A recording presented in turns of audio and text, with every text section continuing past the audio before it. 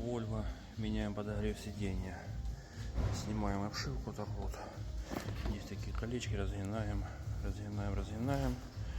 И вот он, подогрев сиденья. Вот они. Раз, два, три, 4, 5, 6, 7, 8, 9, 10, 11, 12, 13 колечек. И все. И ложим новый подогрев сиденья. Вот так вот. И все.